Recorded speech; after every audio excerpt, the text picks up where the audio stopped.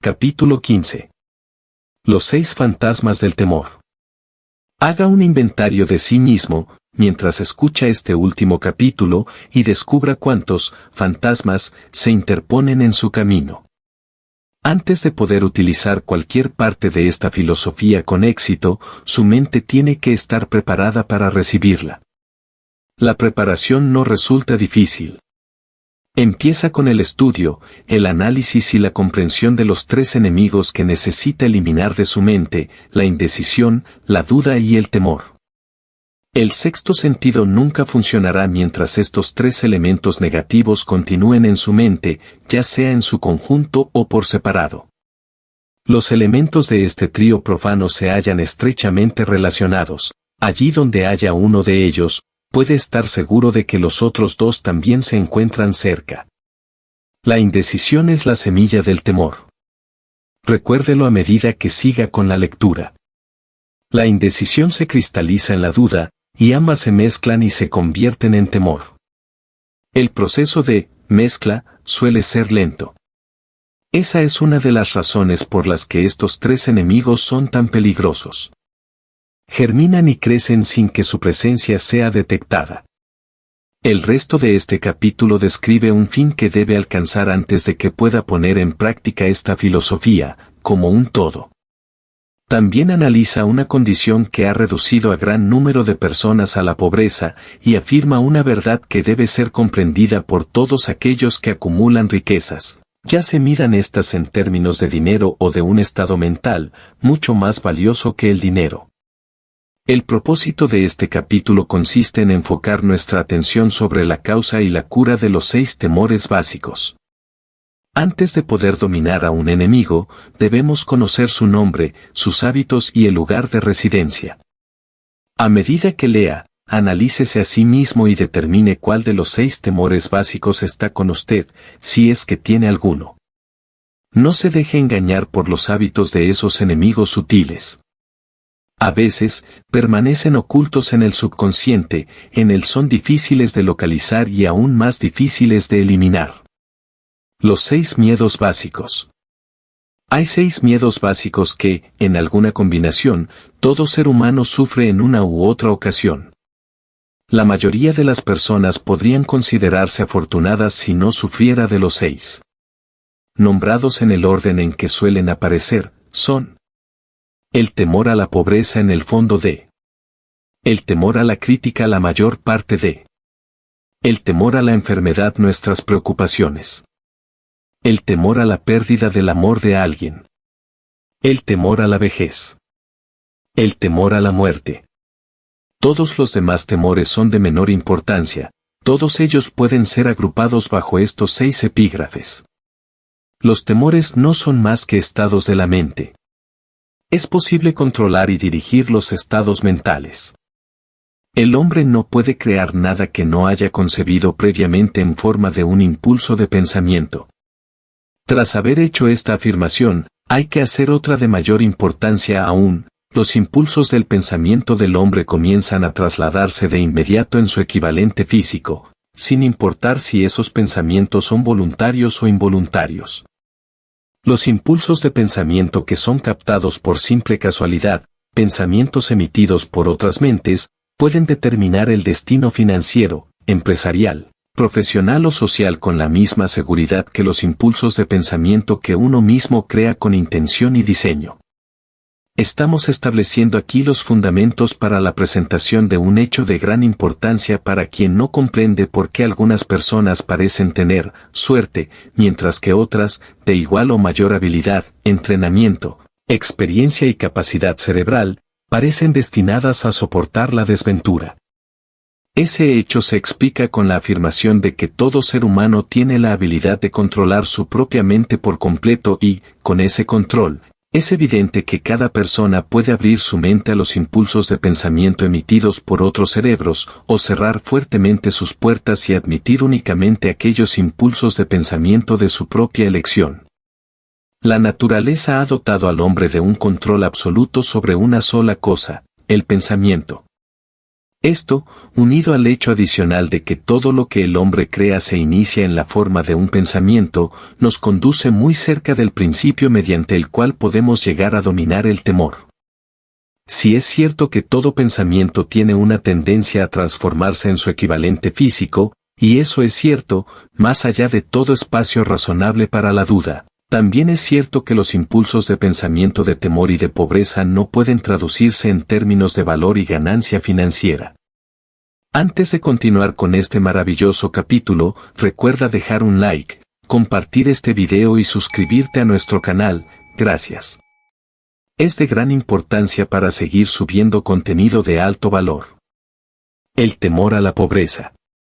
No puede existir acuerdo alguno entre la pobreza y la riqueza. Los dos caminos que conducen a ellas van en direcciones opuestas. Si lo que usted desea son riquezas, tiene que negarse a aceptar cualquier circunstancia que conduzca hacia la pobreza.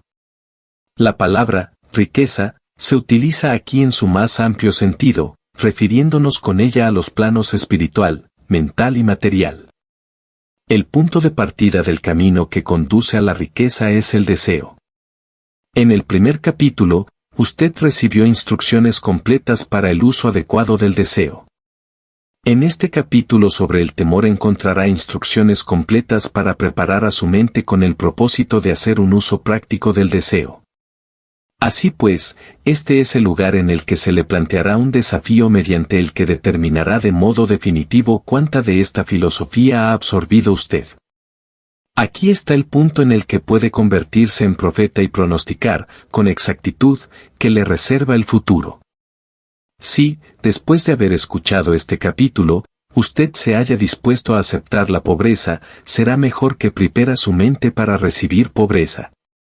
Se trata de una decisión que usted no puede evitar. Si lo que exige son riquezas, determine en qué forma las recibirá, y cuánto necesitará para sentirse satisfecho. Ya conoce el camino que conduce a la riqueza. Se le ha proporcionado una especie de mapa de carreteras que, si lo sigue, lo mantendrá en la vía adecuada. Si se descuida y no inicia el recorrido del camino, o si se detiene antes de haber llegado, no podrá echarle la culpa a nadie, excepto a usted mismo. Esa responsabilidad es exclusivamente suya. Ninguna justificación le salvará de aceptar la responsabilidad si ahora fracasa o si se niega a exigirle riquezas a la vida, porque la aceptación le exige una sola cosa, la única que usted puede controlar, un estado de la mente. Un estado mental es algo que uno asume. No se puede comprar, sino que ha de ser creado. El temor más destructivo. El temor a la pobreza es un estado mental, nada más. Pero es suficiente para destruir las posibilidades de alcanzar los logros deseados en cualquier empresa. Este temor paraliza la facultad de razonamiento, destruye la facultad de la imaginación, elimina la confianza en sí mismo, socava el entusiasmo, desanima la iniciativa, conduce a la incertidumbre de propósito, estimula la postergación, elimina el entusiasmo y convierte el autocontrol en una imposibilidad. Le arrebata a uno el encanto de la personalidad, destruye la posibilidad de pensar con exactitud, distrae la concentración del esfuerzo, domina la perseverancia, reduce la fuerza de voluntad a la nada, destruye la ambición, ensombrece la memoria e invita al fracaso en toda forma concebible. Mata el amor y asesina las emociones más exquisitas del corazón, desanima la amistad e invita al desastre en 100 formas diferentes, conduce al insomnio, la miseria y la infelicidad. Y todo ello a pesar de la evidente verdad de que vivimos en un mundo de sobreabundancia de todo aquello que podamos desear, sin nada que se interponga entre nosotros y nuestros deseos, excepto la falta de un propósito definido y específico. El temor a la pobreza es, sin dudas, el más destructivo de los 6 temores básicos. Ha sido situado a la cabecera de la lista porque resulta el más difícil de dominar. El temor a la pobreza surge de la tendencia heredada del hombre a devorar a sus semejantes en el plano económico. Casi todos los animales inferiores se ven motivados por el instinto, pero su capacidad para pensar es limitada y, en consecuencia, se devoran físicamente los unos a los otros. El hombre, con su sentido superior de la intuición y capacidad para pensar y razonar, no se come físicamente a su semejante, obtiene mayor satisfacción cuando lo devora financieramente. El hombre es tan avaricioso que se ha necesitado aprobar toda clase de leyes concebibles para salvaguardarlo de sus semejantes. Nada produce tanto sufrimiento y humillación al hombre como la pobreza. Solo aquellos que la han experimentado comprenden todo el significado de esta afirmación. No es de extrañar que el hombre tema a la pobreza. A lo largo de una abundante serie de experiencias heredadas, el hombre ha aprendido que no se puede confiar en algunos de su especie cuando se trata de cuestiones relacionadas con el dinero y con las posesiones terrenales. El hombre experimenta tal ansiedad por poseer riqueza que está dispuesto a adquirirla de todas las maneras posibles por medios legales si es posible o por otros si es necesario o conveniente. El autoanálisis puede poner al descubierto debilidades que a uno no le gustaría reconocer. Esta forma de examen es esencial para todos aquellos que exigen de la vida algo más que mediocridad y pobreza.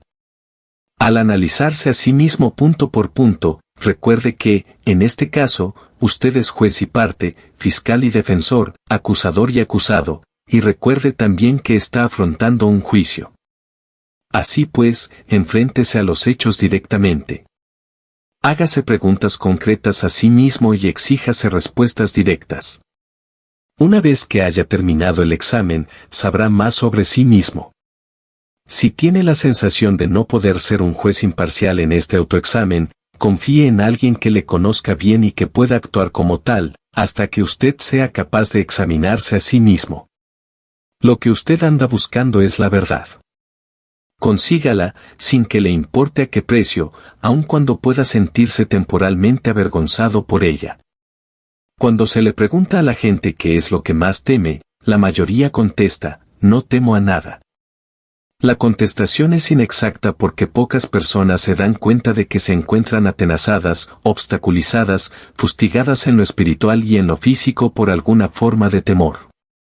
La emoción del temor se halla tan sutil y profundamente enraizada que uno puede pasar por la vida sobrellevándola sin llegar a reconocer jamás su presencia. Solo un análisis valeroso pondrá al descubierto la presencia de este enemigo universal. Cuando usted inicie este análisis, busque a fondo en su carácter. A continuación, le ofrecemos una lista de los síntomas que debería buscar en sí mismo. Síntomas del temor a la pobreza. Indiferencia, suele expresarse a través de una falta de ambición, de una predisposición a tolerar la pobreza, de una aceptación, sin protestar, de toda aquella compensación que la vida pueda ofrecer, de una pereza mental y física, de una falta de iniciativa, imaginación, entusiasmo y autocontrol. Indecisión, el hábito de permitir que los demás piensen por uno. El de mantenerse al margen. Duda, expresada generalmente por medio de justificaciones y excusas diseñadas para encubrirse, rechazar con explicaciones o disculpar los propios errores, lo que a veces se expresa en forma de envidia hacia aquellos que han alcanzado el éxito, o bien se los critica. Preocupación. Suele expresarse por el descubrimiento de faltas en los otros, una tendencia a gastar más de los ingresos propios, un descuido del aspecto personal, la burla y el fruncimiento de cejas, el descontrol en el uso de las bebidas alcohólicas y, a veces, en el uso de narcóticos, nerviosismo, falta de severidad y de autoconciencia. Precaución excesiva, la costumbre de mirar el lado negativo de toda circunstancia, de pensar y hablar de posible fracaso, en lugar de concentrarse en los medios para alcanzar el éxito. Se conocen todos los caminos que conducen al desastre, pero nunca se buscan los planes precisos para evitarlo. Se espera el momento adecuado para empezar a poner en acción ideas y planes, hasta que la espera se transforma en un hábito permanente. Se recuerda a aquellos que han fracasado, y se olvida a los que han tenido éxito. Se ve el agujero del donuts, pero no se ve el donuts. Es el pesimismo, que conduce a la indigestión, al estreñimiento, a la autointoxicación, a la mala respiración y a una mala disposición. Postergación, La costumbre de dejar para mañana aquello que se debería haber hecho el año anterior. Pasarse mucho tiempo buscando justificaciones y excusas para no realizar el trabajo. Este síntoma se halla estrechamente relacionado con el de la precaución excesiva, la duda y la preocupación. La negativa a aceptar la responsabilidad siempre que ésta se pueda evitar. La disposición de llegar a un acuerdo, en lugar de levantarse y luchar a pie firme. El comprometerse con las dificultades, en lugar de dominarlas y utilizarlas como peldaños para seguir subiendo. El intentar negociar con la vida por centavos, en lugar de exigir prosperidad, opulencia, riquezas, satisfacción y felicidad. Planificar lo que se ha de hacer si y cuando se haya producido el fracaso, en lugar de quemar todos los puentes y hacer que la retirada sea imposible.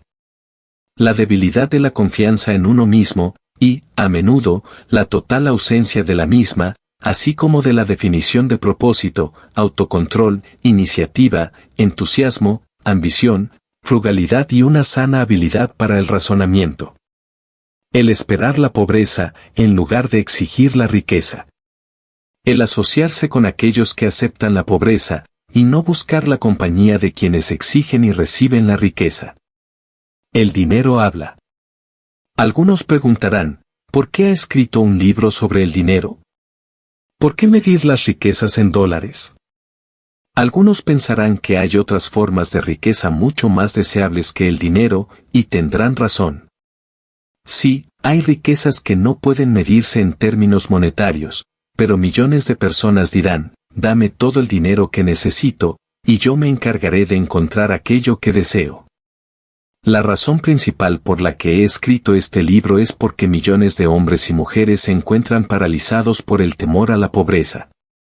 Lo que esa clase de temor es capaz de hacerle a uno fue muy bien descrito por Westbrook Tagore. El dinero no es más que conchas de almejas, o discos de metal o trozos de papel, y hay tesoros del corazón y del alma que el dinero no puede comprar, pero la mayoría de la gente sin dinero es incapaz de tenerlo en cuenta y sostener su espíritu. Cuando un hombre se encuentra en lo más bajo, está en la calle y es incapaz de conseguir trabajo, a su espíritu le sucede algo que se refleja en la caída de sus hombros, la forma de llevar el sombrero, su modo de caminar y su mirada. No puede escapar a una sensación de inferioridad con respecto a la gente que tiene un empleo seguro, aun cuando sepa que esas personas no son sus iguales en carácter, inteligencia o habilidad. Por su parte, los demás, incluso sus amigos, experimentan una sensación de superioridad y lo consideran una víctima, quizá de una manera inconsciente. Tal vez ese hombre pida prestado durante un tiempo, pero no el suficiente como para continuar con la vida a la que está acostumbrado, y tampoco podrá continuar pidiendo durante mucho tiempo. Pero pedir, aun cuando sea para vivir, es una experiencia deprimente y al dinero así obtenido le falta el poder que el dinero ganado con su propio esfuerzo tiene.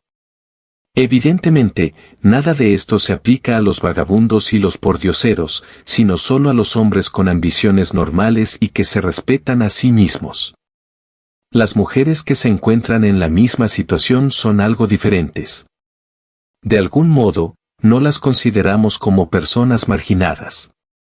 Raras veces viven en la miseria o piden por las calles, y cuando se encuentran entre la gente, no se las reconoce por las mismas señales que identifican a los hombres mendigos. Desde luego, no me refiero a las harapientas de la gran ciudad, que son la parte opuesta de los vagabundos masculinos confirmados. Me refiero a mujeres bastante jóvenes, decentes y con inteligencia. Tiene que haber muchas mujeres así, pero su desesperación no resulta tan evidente. Quizás se suiciden. Cuando un hombre se encuentra sin dinero y desempleado, dispone de tiempo para lamentarse. Es posible que viaje muchos kilómetros para buscar un trabajo y descubra que el puesto ha sido ocupado ya, o que solo se trata de uno de esos puestos sin salario fijo, con solo una comisión sobre las ventas de algún cachivache inútil que nadie compraría, excepto por piedad. El hombre vuelve a encontrarse en la calle, sin un sitio al que ir, excepto a cualquier parte. Así que camina, y camina. Contempla los escaparates de las tiendas, observa lujos que no son para él, se siente inferior y deja paso a otras personas que se detienen a mirar con un interés activo. Deambula por la estación y entra en la biblioteca para descansar los pies y calentarse un poco, pero eso no es lo mismo que buscar un trabajo, de modo que no tarda en reanudar la marcha. Es posible que no lo sepa, pero su falta de objetivo le delatará, aunque las líneas de su figura no lo hagan. Es posible que vaya bien vestido, con las ropas que le quedaron de cuando tenía un trabajo estable, pero esas ropas no sirven para ocultar su caída. Ve a miles de otras personas a su alrededor, todas ellas ocupadas con sus trabajos, y las envidia desde lo más profundo de su alma. Todas tienen su independencia, su autorrespeto y su orgullo, y él no puede convencerse a sí mismo de que también es un buen hombre, por mucho que reflexione y llegue a un veredicto favorable hora tras hora. Precisamente el dinero es lo que establece esta diferencia en él.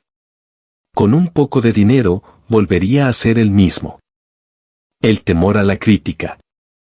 Nadie puede afirmar con exactitud cómo llegó el hombre a experimentar este temor, pero lo cierto es que lo experimenta y de una forma muy desarrollada.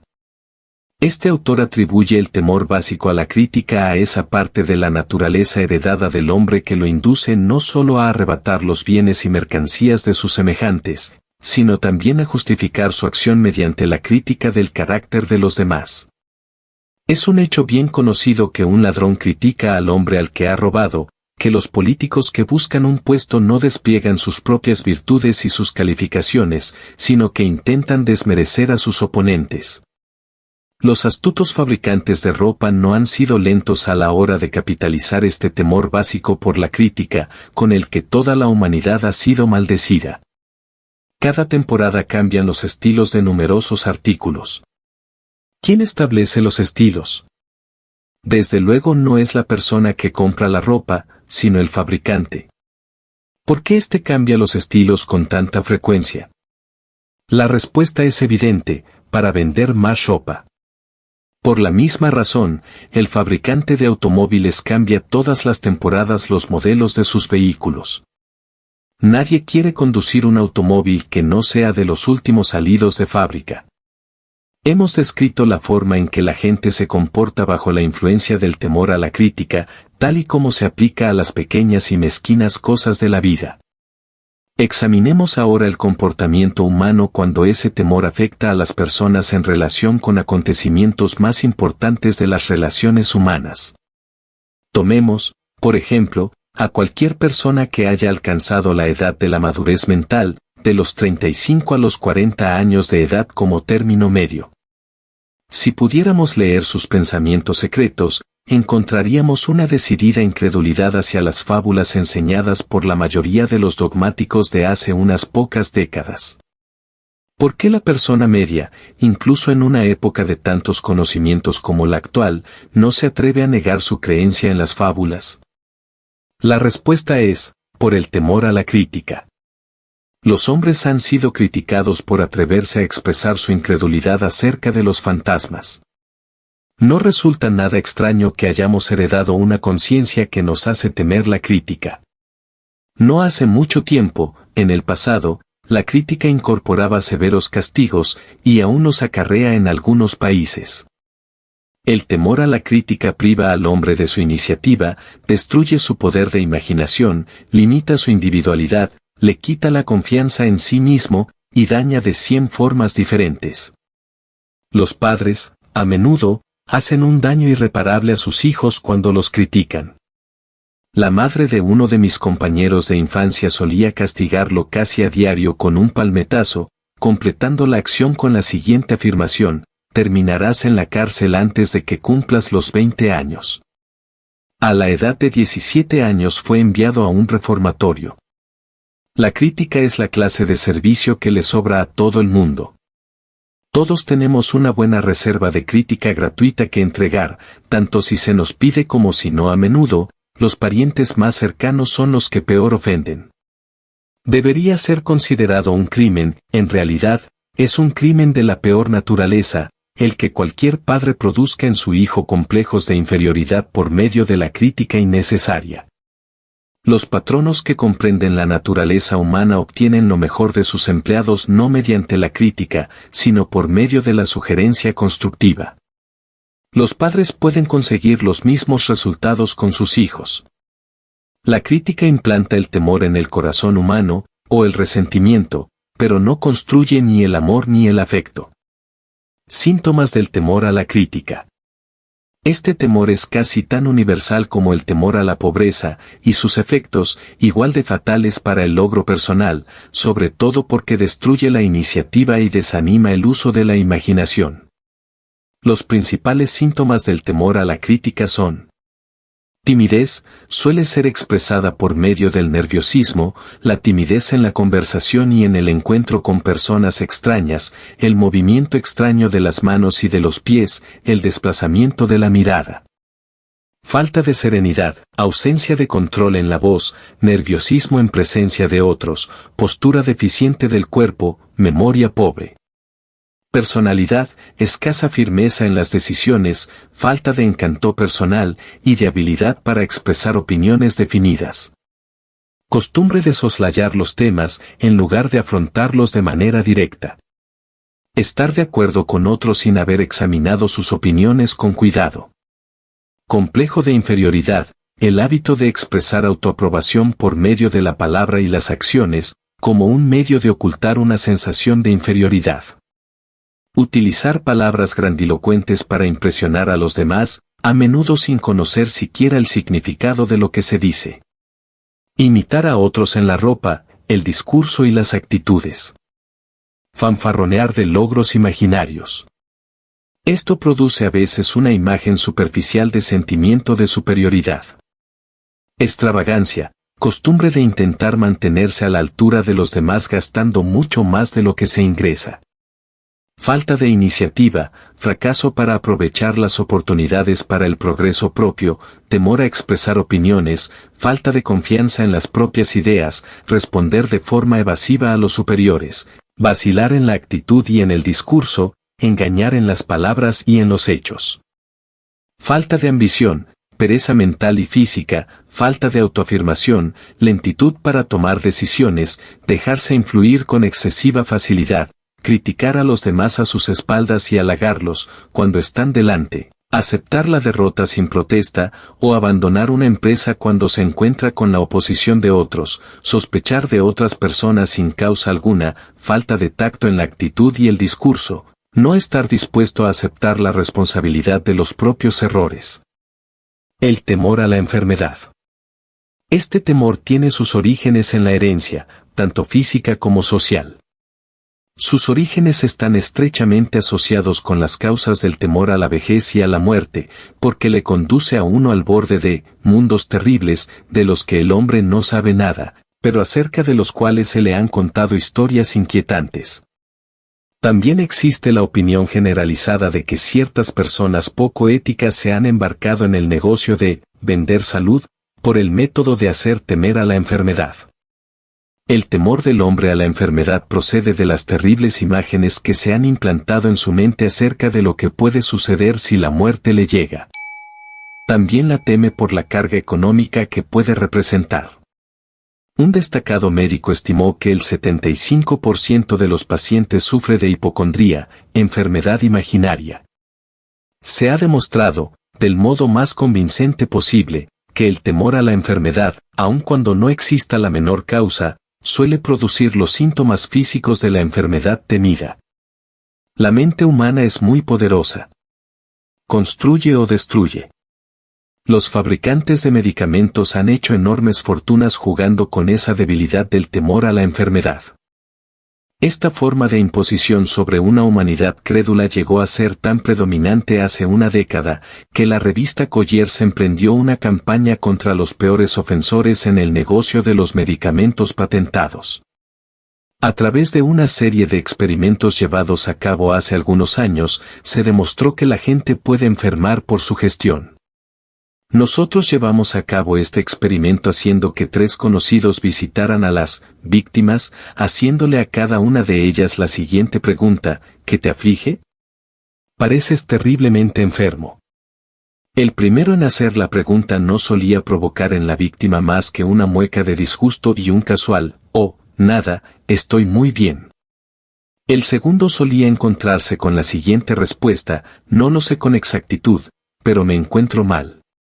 La víctima admitía ante el tercero que se encontraba enferma.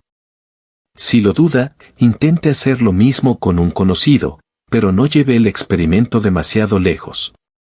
Existe cierta secta religiosa cuyos miembros se vengan de sus enemigos mediante el método del embrujamiento. Dicen que hechizan a la víctima. Hay pruebas abrumadoras de que la enfermedad suele comenzar en forma de un impulso de pensamiento negativo. Tal impulso puede pasar de una mente a otra, por sugestión, o ser creado por un individuo en su propia mente. Un hombre bendecido con mucha más sabiduría de lo que este incidente pudiera indicar, dijo en cierta ocasión, «Cuando alguien me pregunta cómo me siento, mi respuesta sería darle un puñetazo». Los médicos aconsejan un cambio de clima a sus pacientes en beneficio de su salud, cuando lo realmente necesario sería un cambio de actitud mental. La semilla del temor a las enfermedades anida en cada mente humana.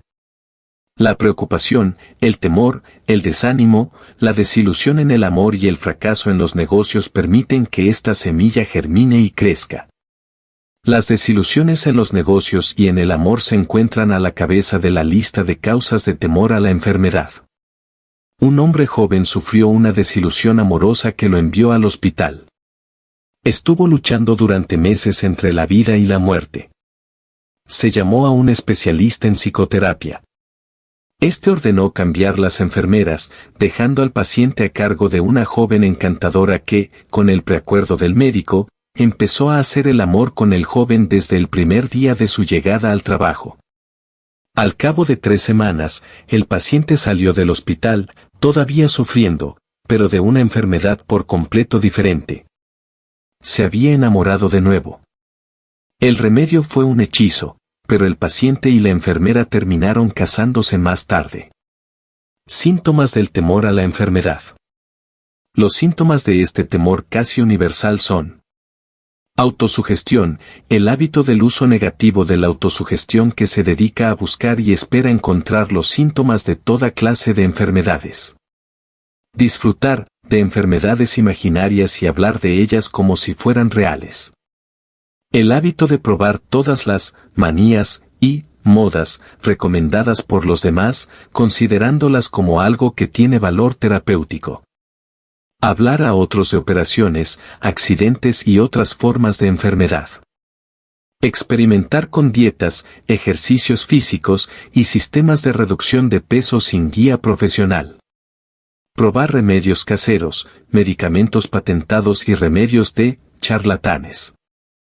Hipocondría, el hábito de hablar de la enfermedad, concentrando la mente en ella y esperando su aparición hasta que se produce un colapso nervioso.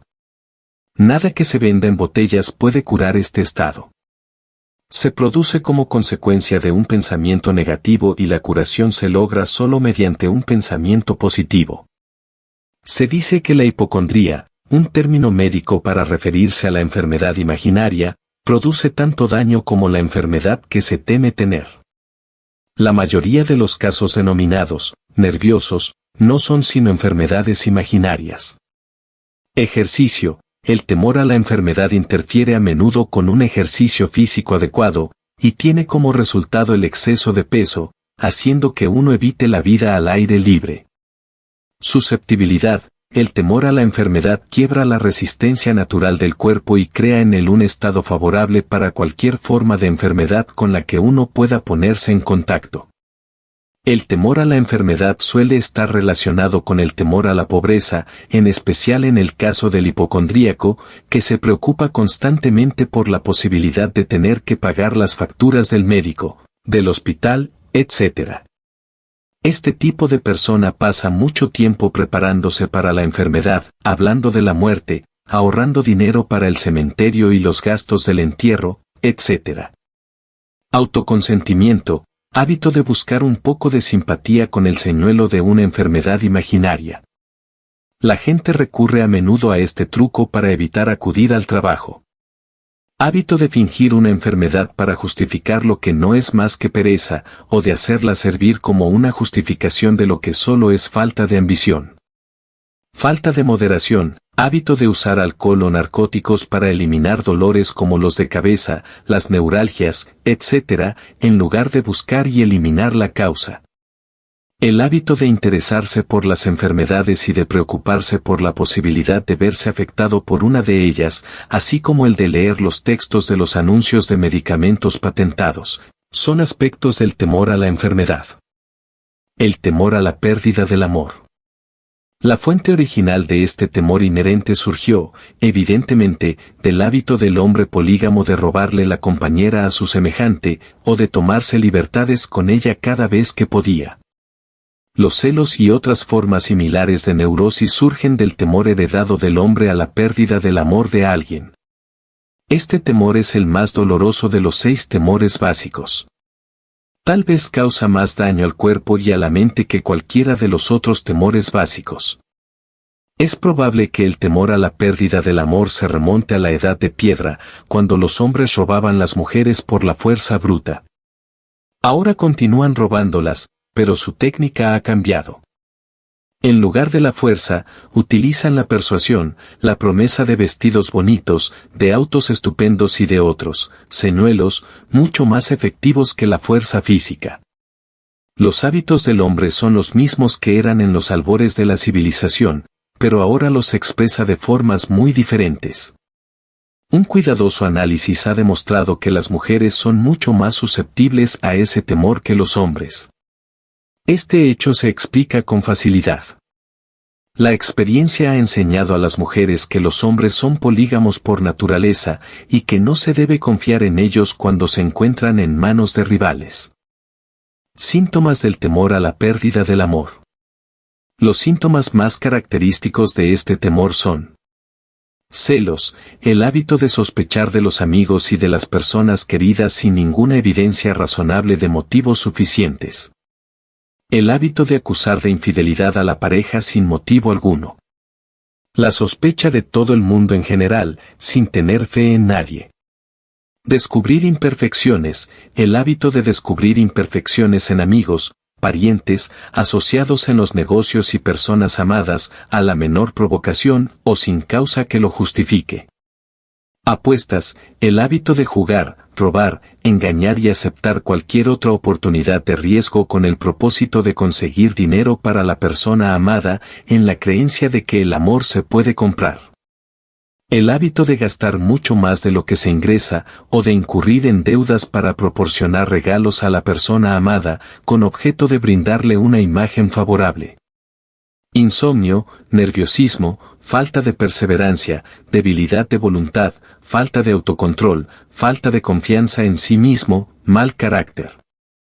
Si este contenido es de valor para ti, recuerda dejar un like, compartir este video y suscribirte a nuestro canal, gracias. Es de gran importancia para seguir subiendo contenido de alto valor. El temor a la vejez. En conjunto, este temor surge de 2 fuentes. En primer lugar, del pensamiento de que la vejez puede traer consigo la pobreza. En segundo término, siendo esta la fuente más común, a partir de enseñanzas falsas y crueles del pasado que se han mezclado demasiado bien con fuego y azufre, y otras ideas diseñadas con gran astucia para esclavizar al hombre a través del temor. En el caso del temor básico a la vejez, el hombre tiene 2 razones muy sanas para su aprensión: una surge de la desconfianza hacia sus semejantes, que pueden arrebatarle todas sus posesiones mundanas, y la otra surge de las terribles imágenes que hay en su mente acerca del más allá. La posibilidad de la mala salud, que se incrementa a medida que la gente envejece, contribuye asimismo a este temor tan común a la vejez. El erotismo también entra a formar parte del temor a la vejez, ya que a ningún hombre le agrada la idea de ver disminuida su atracción sexual. La causa más común de temor a la vejez va asociada con la posibilidad de la pobreza. Asilo, no es una palabra muy agradable. Produce un escalofrío en la mente de toda persona que afronta la posibilidad de tener que pasar los últimos años de su vida en una casa de beneficencia. Otra causa que contribuye al temor a la vejez es la posibilidad de perder la libertad y la independencia, ya que la vejez puede traer consigo la pérdida de la libertad, tanto física como económica. Síntomas del temor a la vejez. Los síntomas más comunes de este temor son, la tendencia a reducir la actividad y a desarrollar un complejo de inferioridad en la edad de la madurez mental, hacia los 40 años, con la falsa creencia de que uno se descuida a causa de la edad.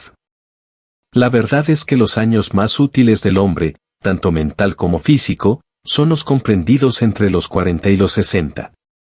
El hábito de hablar de uno mismo como pidiendo disculpas por ser viejo, solo porque se han alcanzado los 40 o 50 años, en lugar de darle la vuelta a esa regla y expresar gratitud por haber alcanzado la edad de la sabiduría y la comprensión.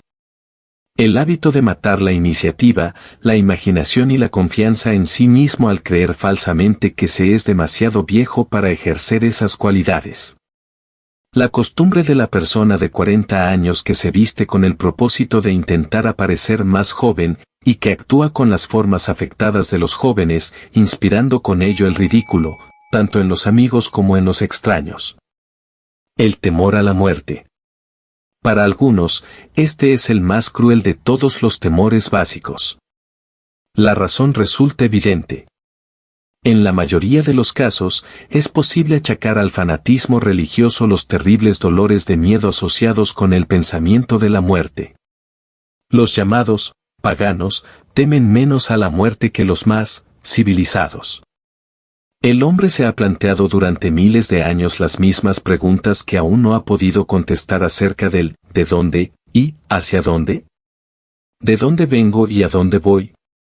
Durante los periodos más oscuros del pasado, los más astutos no fueron precisamente lentos a la hora de ofrecer respuesta a estas preguntas a cambio de un precio. Acude a mi tienda, abraza mi fe, acepta mis dogmas, y te daré el pasaje que te admitirá en el cielo cuando mueras, grita un líder sectario. Permanece fuera de mi tienda y puede que el diablo se apodere de ti y te queme por toda la eternidad. El pensamiento del castigo eterno destruye el interés por la vida y hace imposible la felicidad.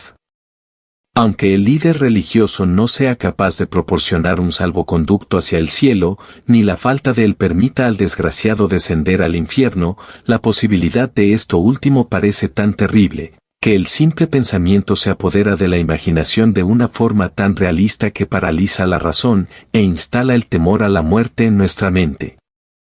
El temor a la muerte no es ahora tan común como lo fue en la época en que no existían grandes universidades. Los hombres de ciencia han derramado el foco de la verdad sobre el mundo, y esa verdad está liberando rápidamente a los hombres de este terrible temor a la muerte. Aquellos que asisten a las universidades no se dejan impresionar ya fácilmente por el fuego y el azufre. Con la ayuda de la biología, la astronomía, la geología y otras ciencias afines, se han ido disipando los temores que se apoderaron de las mentes de los hombres en otras épocas más oscuras. El mundo entero está compuesto de solo dos cosas, energía y materia. En la física elemental aprendemos que ni la materia ni la energía, las únicas dos realidades conocidas por el hombre, pueden ser creadas ni destruidas. Tanto la materia como la energía pueden ser transformadas, pero ninguna de ellas destruida. Si la vida es alguna cosa, es energía. Si es imposible destruir la energía y la materia, resulta evidente que tampoco se puede destruir la vida. Esta, como cualquier otra forma de energía, puede pasar por distintos procesos de transición o de cambio, pero nunca se puede destruir. La muerte no es más que una transición. Si la muerte no es simple cambio, o una transición, en tal caso, nada existe después de ella, excepto un largo y eterno sueño pacífico, y el sueño no es algo a lo que haya que temer. Así pues, usted puede eliminar para siempre el temor a la muerte. Síntomas del temor a la muerte. Los síntomas generales de este temor son, la costumbre de pensar en la muerte, antes que en obtener lo máximo de la vida. Ello se debe, en general, a la falta de propósito, o a la falta de una ocupación adecuada. Este temor predomina más entre las personas de edad avanzada, pero, a veces, las personas más jóvenes son las víctimas del mismo. El mayor de todos los remedios contra el temor a la muerte es el ardiente deseo de alcanzar logros, apoyado por la realización de un servicio útil a los demás. Una persona ocupada en muy raras ocasiones dispone de tiempo para pensar en la muerte. La vida le parece demasiado excitante como para andar preocupándose por la muerte. A veces, el temor a la muerte se halla estrechamente asociado con el temor a la pobreza, cuando se piensa que la propia muerte puede dejar a los seres queridos en la pobreza. En otros casos, el temor a la muerte está causado por la enfermedad y por el consiguiente desmoronamiento de la resistencia física del cuerpo. Las causas más comunes del temor a la muerte son enfermedad, pobreza, falta de ocupación apropiada, desilusión amorosa, demencia, fanatismo religioso. La preocupación del viejo. La preocupación es un estado mental basado en el temor. Funciona con lentitud, pero es persistente, insidiosa y sutil. Paso a paso, se abre camino, hasta que paraliza la propia facultad de razonamiento, destruye la confianza en sí mismo y la iniciativa. La preocupación es una forma de temor sostenido, causado por la indecisión, en consecuencia, se trata de un estado mental que es posible controlar. Una mente desequilibrada es impotente. La indecisión hace que la mente sea desequilibrada. A la mayoría de los individuos le falta fuerza de voluntad para tomar decisiones con prontitud, y para mantenerlas con firmeza una vez las han tomado. No nos preocupamos por las condiciones cuando hemos tomado una decisión para seguir una determinada línea de acción. En cierta ocasión entrevisté a un hombre que iba a ser electrocutado 2 horas más tarde.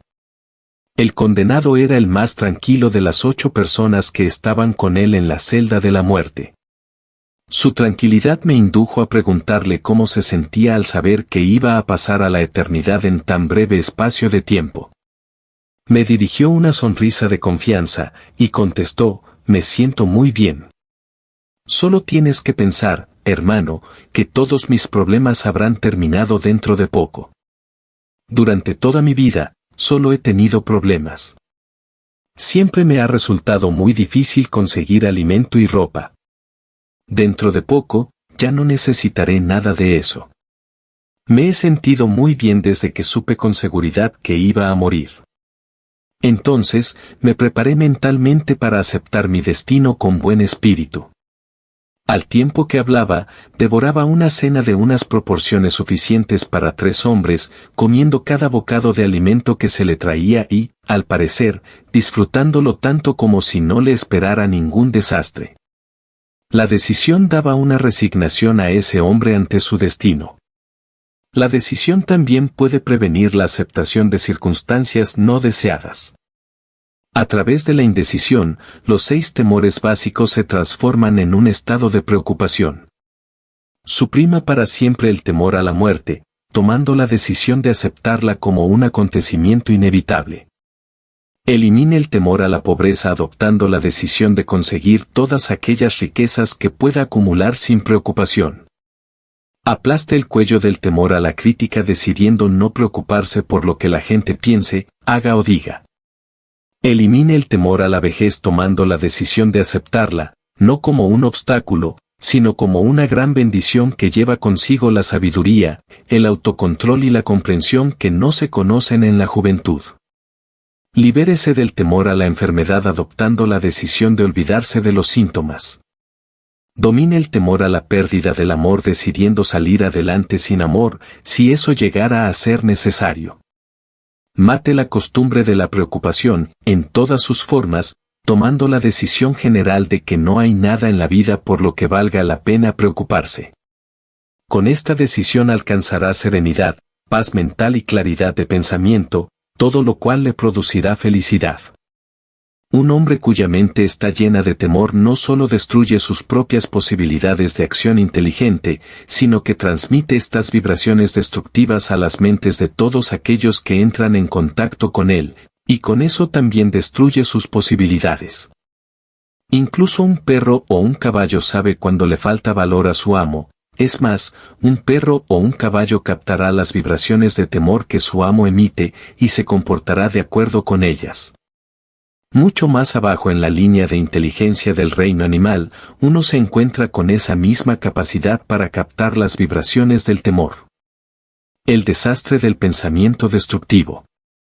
Las vibraciones del temor pasan de una mente a otra con la misma rapidez y seguridad con que el sonido de la voz humana pasa de la emisora de radio al receptor. La persona que expresa los pensamientos negativos o los destructivos mediante las palabras puede estar casi segura de experimentar los resultados de esas mismas palabras en forma de golpes en retorno, destructivos. La emisión de impulsos de pensamiento destructivo también produce, por sí sola, sin ayuda de las palabras, una reacción de golpes en retorno que se pone de manifiesto en muchas formas. En primer lugar, y quizás esto sea lo más importante a recordar, la persona que emite pensamientos de naturaleza destructiva tiene que sufrir un grave daño como consecuencia del desmoronamiento de la facultad de la imaginación creativa. En segundo término, la presencia de cualquier emoción destructiva en la mente desarrolla una personalidad negativa que repele a los demás y que, a menudo, los convierte en antagonistas. La tercera fuente de daño para la persona que tiene pensamientos negativos o que los emite radica en el hecho significativo de que esos impulsos de pensamiento no solo son nocivos para los demás, sino que impregnan el subconsciente de la misma persona que los emite y terminan por llegar a formar parte de su propio carácter.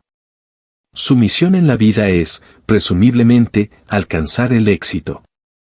Para conseguirlo, debe encontrar la paz mental, adquirir los materiales necesarios para la vida y, por encima de todo, alcanzar la felicidad. Todas estas evidencias de éxito empiezan en forma de impulsos de pensamiento.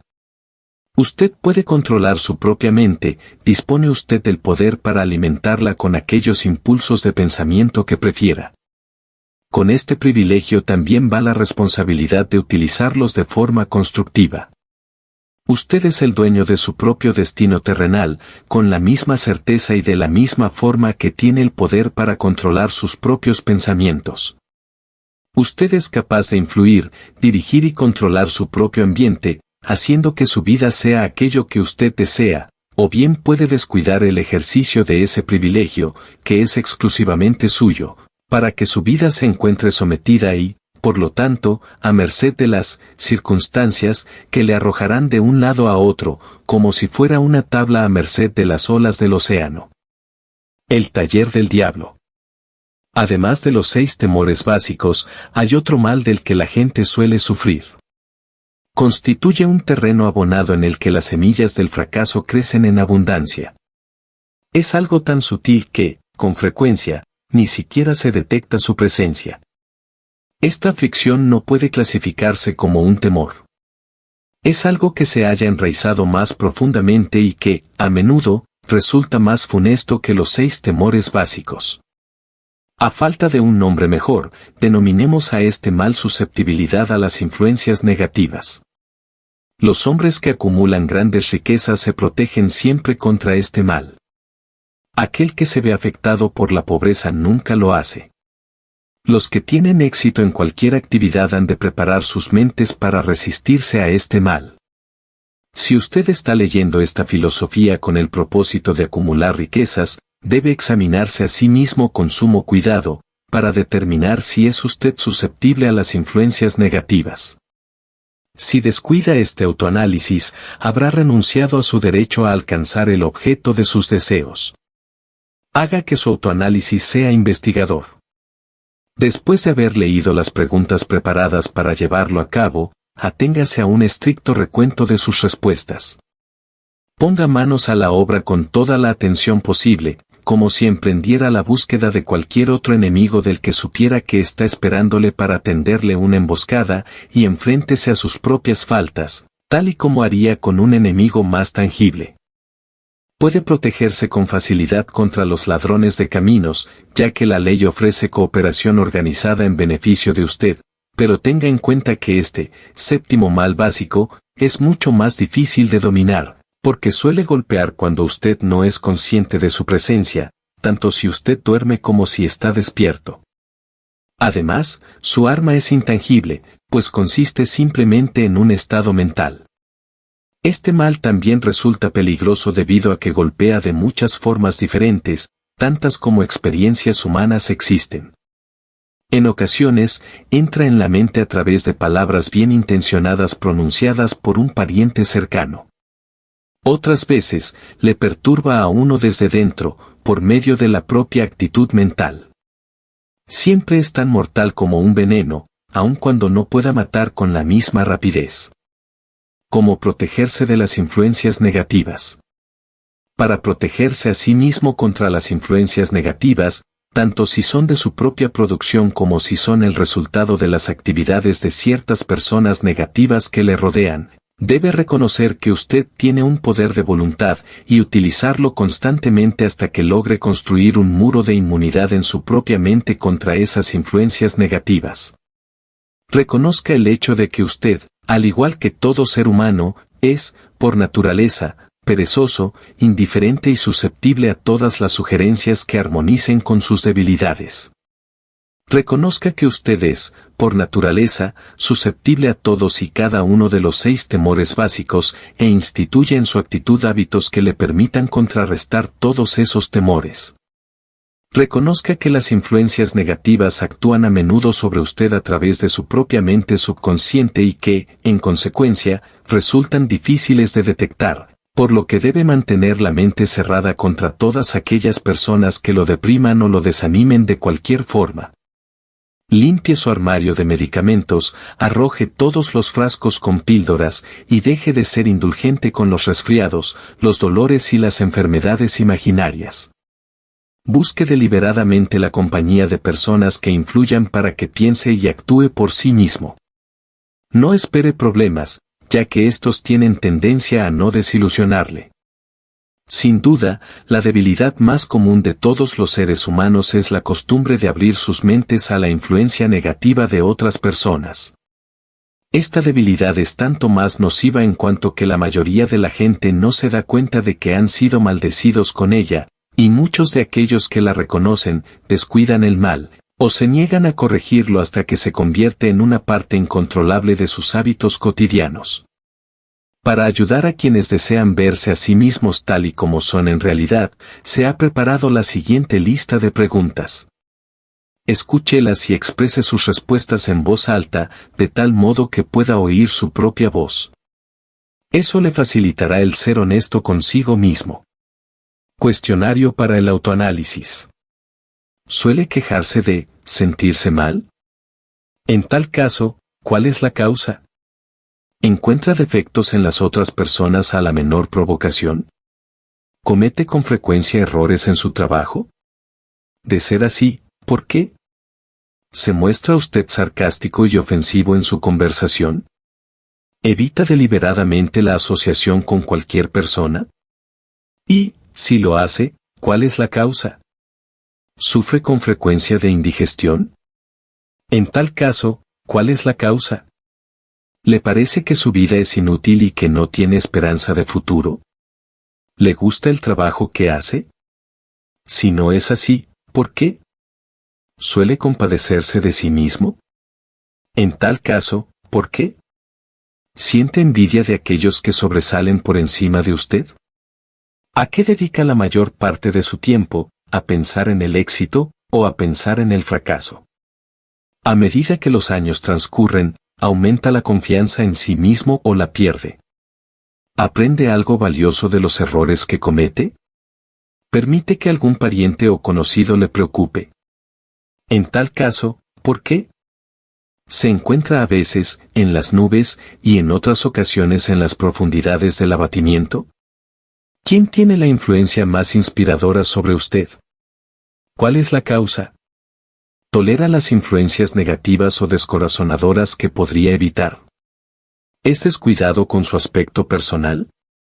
En tal caso, ¿cuándo y por qué? ¿Ha aprendido a ahogar sus problemas, estando demasiado ocupado como para que estos le perturben? ¿Se consideraría a sí mismo un débil falto de voluntad si permitiera que los demás pensasen por usted? Descuida la limpieza interna de sí mismo, hasta que la autointoxicación le convierte en una persona de mal carácter e irritable. ¿Cuántas perturbaciones previsibles le molestan y por qué las tolera? ¿Recurre al licor, a los narcóticos o a los cigarrillos para tranquilizar sus nervios? En tal caso, ¿por qué no intenta utilizar la fuerza de voluntad en su lugar? ¿Hay alguien que le fastidie? En tal caso, ¿por qué razón? ¿Tiene un gran propósito definido? ¿Cuáles y qué planes tiene para alcanzarlo? ¿Sufre usted alguno de los 6 temores básicos? En tal caso, ¿cuál o cuáles? ¿Dispone de un método para protegerse contra la influencia negativa de los demás? ¿Hace uso deliberado de la autosugestión para conseguir que su mente sea positiva? ¿Qué es lo que valora más, sus posesiones materiales, o el privilegio de controlar sus propios pensamientos? ¿Se ve influido con facilidad por los demás, aún en contra de su propio juicio? ¿Ha añadido el día de hoy algo de valor a su reserva de conocimientos o a su estado mental? ¿Afronta directamente las circunstancias que le hacen desgraciado, o evita la responsabilidad? Analiza todos los errores y los fracasos y trata de aprovecharlos, o quizás adopta la actitud del que piensa que eso no es responsabilidad suya. ¿Puede citar 3 de sus debilidades más nocivas? ¿Qué hace para corregirlas? ¿Anima a otras personas a que le expongan sus preocupaciones por simpatía? Durante sus experiencias cotidianas, ¿elige lecciones o influencias capaces de ayudarle en su progreso personal? Por regla general, ¿tiene su presencia una influencia negativa sobre los demás? ¿Qué hábitos de las demás personas son los que más le molestan? ¿Se forma sus propias opiniones o se deja influir por otras personas? ¿Ha aprendido a crear un estado mental con el que protegerse contra todas las influencias descorazonadoras? ¿La ocupación a la que se dedica le inspira fe y esperanza? ¿Es usted consciente de tener fuerzas espirituales de un poder suficiente como para permitirle mantener la mente libre de toda forma de temor? ¿Le ayuda su religión a mantener una mentalidad positiva? ¿Cree que es su deber compartir las preocupaciones de los demás? En tal caso, ¿por qué? Si usted cree que los pájaros de un mismo género vuelan juntos, ¿qué ha aprendido de sí mismo mediante el estudio de aquellos amigos a los que atrae? ¿Qué conexión, si hay alguna, ve usted entre la gente con la que se asocia más estrechamente y cualquier infelicidad que pueda experimentar? ¿Sería posible que alguna persona a la que considera su mejor amigo sea, en realidad, su peor enemigo, debido a la influencia negativa que ejerce sobre la mente de usted? ¿Según qué reglas juzga quién es valioso para usted y quién es nocivo? ¿Sus asociados íntimos son mentalmente superiores a usted o inferiores? ¿Cuánto tiempo de cada 24 horas dedica usted a A. Su ocupación. B. Dormir. C. Jugar y relajarse.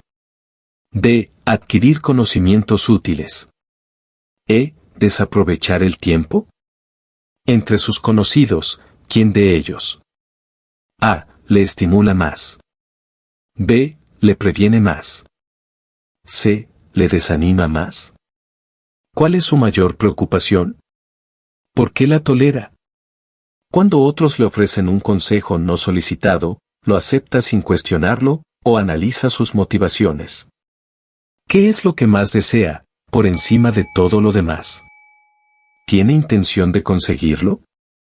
¿Está dispuesto a subordinar el resto de sus deseos a ese? ¿Cuánto tiempo dedica al día a conseguirlo? ¿Cambia de opinión con frecuencia? En tal caso, ¿por qué? ¿Suele terminar todo aquello que empieza? ¿Se siente fácilmente impresionado por los negocios o por los títulos personales, grados académicos o riqueza de otras personas? ¿Se siente influido fácilmente por lo que otras personas piensan o dicen de usted? ¿Valora a las personas por su estatus social o financiero? ¿Quién cree que es la persona más grande que vive en la actualidad? ¿En qué aspecto considera que esa persona es superior a usted? ¿Cuánto tiempo ha dedicado a estudiar y contestar a todas estas preguntas? Al menos se necesita un día para llevar a cabo el análisis y dar contestación a todas las preguntas de la lista. Si ha contestado a todas estas preguntas con sinceridad, sabe más acerca de sí mismo que la mayoría de las personas.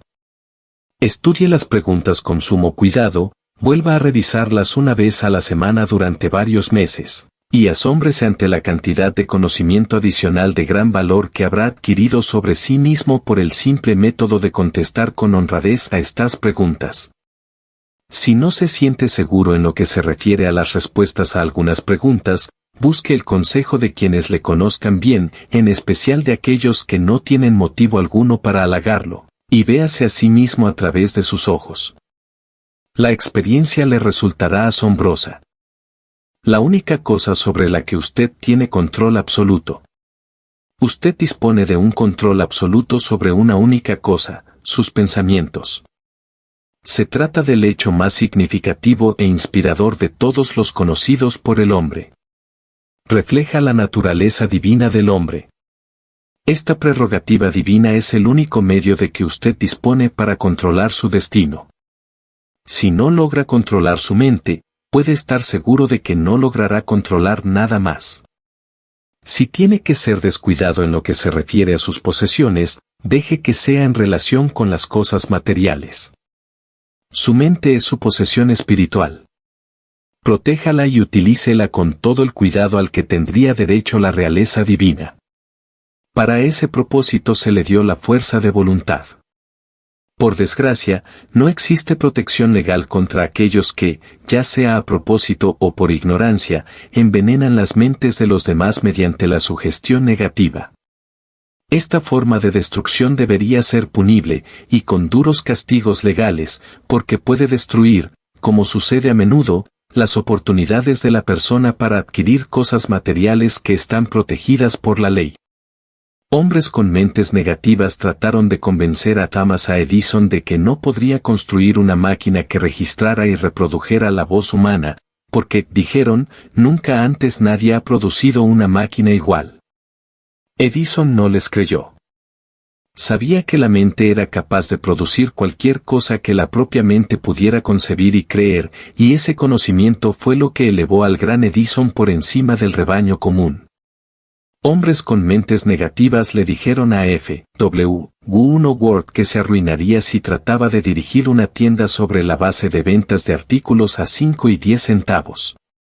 Woolworth se negó a creerles. Sabía que podía hacer cualquier cosa, dentro de lo razonable, si apoyaba sus planes con la fe.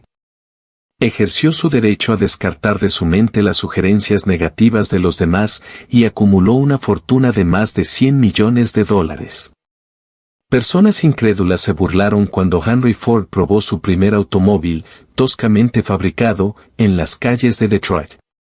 Algunos afirmaron que aquel artefacto jamás sería práctico. Otros dijeron que nadie pagaría un céntimo por aquel cacharro. Ford replicó: llenaré la tierra con vehículos que dependerán del motor. Y lo hizo. En beneficio de aquellos que buscan grandes riquezas, recordemos que, prácticamente, la única diferencia existente entre Henry Ford y una gran mayoría de trabajadores es la siguiente: Ford tenía una mente y la controlaba. Los demás tienen mentes que ni siquiera intentan controlar. El control mental es el resultado de la autodisciplina y el hábito. O usted controla su mente, o ésta le controla a usted. No hay compromisos ni términos medios. El método más práctico de todos para controlar la propia mente es el hábito de mantenerla ocupada con un propósito definido, apoyado por un plan concreto. Estudie todo aquello que se sepa sobre cualquier hombre que haya alcanzado un éxito notable, y observará que ese hombre tiene control sobre su propia mente, que ejercita ese control y que lo dirige hacia la obtención de objetivos definidos. Sin la existencia de ese control, el éxito no es posible. 55 coartadas famosas del viejo sí. Las personas que no alcanzan el éxito tienen un rasgo característico común. Conocen todas las razones que explican el fracaso y disponen de lo que consideran que son toda clase de justificaciones o coartadas para explicar su propia falta de logros. Algunas de esas coartadas son inteligentes y unas pocas de ellas se hallan incluso confirmadas por los hechos. Pero no se pueden utilizar excusas para no tener dinero. El mundo que nos rodea solo quiere saber una cosa: ¿ha alcanzado usted el éxito? Un analista del carácter compiló una lista de las excusas que suelen utilizarse con mayor frecuencia. A medida que escuche la lista, examínese a sí mismo con cuidado y determine cuántas de estas excusas ha hecho suyas, si es que hay alguna. Recuerde también que la filosofía presentada en este libro hace que cada una de estas excusas haya quedado obsoleta. Si no tuviera una esposa y una familia. Si tuviera suficiente, empuje. Si tuviera dinero. Si tuviera una buena educación. Si pudiera conseguir un trabajo. Si gozara de buena salud. Si dispusiera de tiempo. Si los tiempos fueran mejores. Si otras personas me comprendieran. Si las condiciones que me rodean fueran diferentes. Si pudiera volver a vivir mi vida. Si no tuviera miedo de lo que ellos dicen. Si me hubieran dado una oportunidad. Si ahora tuviera una oportunidad. Si otras personas no lo hubieran conseguido por mí. Si no sucediera nada que me detuviera. Si fuera más joven. Si pudiera hacer lo que quisiera. Si hubiera nacido rico. Si pudiera conocer a la gente adecuada. Si tuviera el talento que algunas personas tienen. Si me atreviera a imponerme. Si solo hubiera aprovechado las oportunidades del pasado. Si la gente no me pusiera nervioso. Si no tuviera que mantener la casa y cuidar de los hijos. Si pudiera ahorrar algún dinero. Si el jefe me apreciara. Si contara con alguien que me ayudara. Si mi familia me comprendiera. Si viviera en una gran ciudad. Si solo pudiera empezar. Si fuera libre. Si tuviera la personalidad de algunas personas. Si no fuera tan gordo. Si mi talento fuera conocido. Si pudiera abrirme paso. Si pudiera librarme de deudas. Si no hubiera fracasado. Si supiera cómo. Si nadie se me opusiera. Si no tuviera tantas preocupaciones. Si pudiera casarme con la persona adecuada. Si la gente no fuera tan insensible. Si mi familia no fuera tan extravagante. Si estuviera seguro de mí mismo. Si no tuviera la suerte en contra. Si hubiera nacido bajo otro signo. Si no fuera cierto que, lo que tiene que ser, será. Si no tuviera que trabajar tanto. Si no hubiera perdido mi dinero.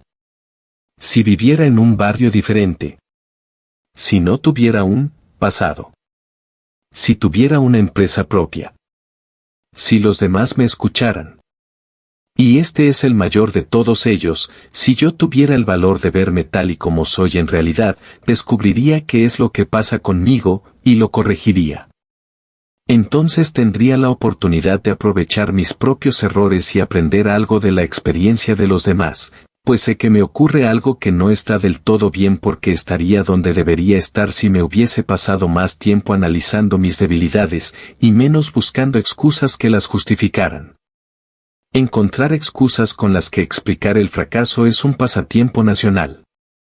El hábito es tan viejo como el ser humano, y fatal para el éxito. ¿Por qué la gente se aferra a sus mezquinas excusas? La respuesta es evidente.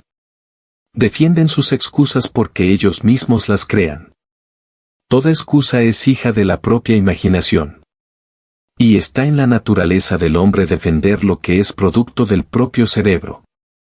Encontrar excusas es un hábito profundamente arraigado. Los hábitos son difíciles de romper, sobre todo cuando ofrecen una justificación para algo que hemos hecho. Platón pensaba en esta verdad cuando afirmó: la primera y mejor victoria es conquistar el yo. Ser conquistado por el yo es, de todas las cosas, la más vergonzosa y vil. Otro filósofo pensaba en lo mismo cuando dijo, me llevé una gran sorpresa al descubrir que la mayor parte de la fealdad que veía en los demás no era más que un reflejo de mi propia naturaleza. Elbert Hubbard dijo, siempre ha sido un misterio para mí saber por qué la gente se pasa tanto tiempo engañándose a sí misma, creando excusas para justificar sus debilidades.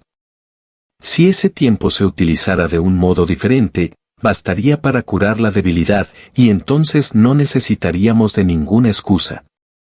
Antes de terminar, quisiera recordarle que la vida es un tablero de ajedrez y el contrincante es el tiempo. Si usted duda antes de mover, o descuida hacer el movimiento con prontitud, el tiempo lo vencerá. Usted juzga contra un contrincante que no tolera la indecisión. Es posible que hasta ahora usted haya tenido una excusa lógica para no verse obligado a exigirle a la vida aquello que usted mismo le ha pedido, pero esa excusa ha quedado obsoleta, porque ahora usted está en posesión de la llave maestra que abre la puerta de las cuantiosas riquezas de la vida. La llave maestra es intangible, pero muy poderosa. Otorga el privilegio de crear, en la propia mente, un ardiente deseo de alcanzar una forma definida de riqueza. No hay ningún castigo por utilizarla, pero se ha de pagar un precio por no hacerlo. Ese precio es el fracaso. Si se la utiliza, en cambio, le espera una recompensa de enormes proporciones. Se trata de la satisfacción que nos produce conquistar el yo y obligar a la vida a entregarnos aquello que se le pide. La recompensa es digna de su esfuerzo. ¿Está dispuesto a empezar y convencerse? Si somos parientes, dijo el inmortal Emerson, nos conoceremos. Para terminar, permítaseme adoptar su pensamiento y decir, si somos parientes, nos hemos conocido a través de estas páginas. Aquí termina el último capítulo del libro Piense y hágase rico de Napoleon Hill, un libro totalmente mágico que te ayuda en tu proceso de autoconocimiento, despertar y manifestar riqueza en abundancia. Si quieres profundizar mucho más en este valioso conocimiento, te invito a que adquieras este libro físicamente, ve al link que está en la descripción. No te pierdas la oportunidad de explorar aún más tu mente y desbloquear todo tu potencial. No se trata solo de escuchar, sino de aplicar estas enseñanzas en tu vida diaria. Y, por supuesto, si deseas seguir recibiendo más contenido como este, asegúrate de suscribirte a nuestro canal y activar las notificaciones. Así, estarás al tanto de todas nuestras actualizaciones y nuevos videos que te ayudarán en tu camino hacia el éxito y la realización personal.